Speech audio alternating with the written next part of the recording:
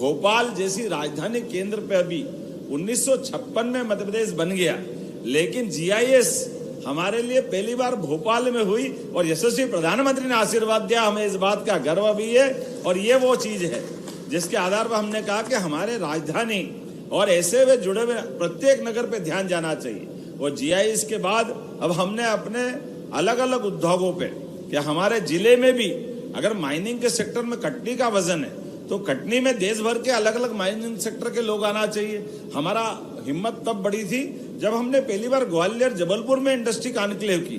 कितना आश्चर्य लगता, ग्वालियर कहाँ इतनी बड़ी आबादी का नगर और ग्वालियर की कीर्ति प्रसिद्धि अलग अलग काल में अलग अलग प्रकार से, लेकिन जब बड़े बड़े उद्योगपति आए उसमें उन सारे लोगों ने कहा हमने तो पहली बार ग्वालियर देखा।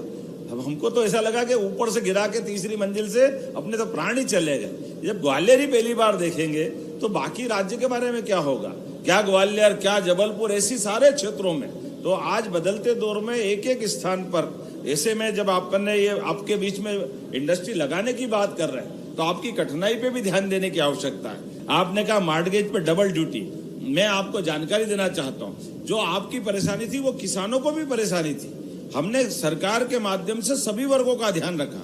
किसान लोन लेता था, लोन लेने के लिए बैंक की तरफ से मॉर्गेज कराने जाता है, मॉर्गेज करा करके वो अपना लोन जब तक उसकी योजना है उसका लाभ भी लेता है, लेकिन लाभ लेने के बाद जब उसका लोन चुक जाता है, पटा देता है, लेकिन लोन पटाने के बाद भी वो मॉर्गेज वहाँ बरकरार रहता है। ऐसे में किसान के लिए कभी और कोई नया काम करना हो, कुछ भी काम करना हो तो जाकर फिर ड्यूटी देगा, वहाँ अलग से परेशानी उठाएगा और ये बड़ी कठिनाई वाला मामला था। हमने इस बात का मुद्दा ही हल कर दिया कि जैसे ही अगर यहाँ से लोन चुकेगा वो अपने आप मॉर्गेज से मुक्त हो जाएगा।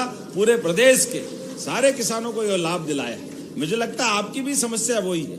अगर आपने कोई स्कीम बनाई है और कोई स्कीम के आधार पर आगे बढ़े और आपने अपना जो भी कमिटमेंट था वो पूरा हो गया तो क्यों डबल ड्यूटी होना चाहिए। निश्चित रूप से अगली बार हम इसमें आपके इस सुझाव पे आगे बढ़ करके एमएसएमई को भी ये लाभ देंगे कि ये जरूरत नहीं है डबल मॉर्गेज की।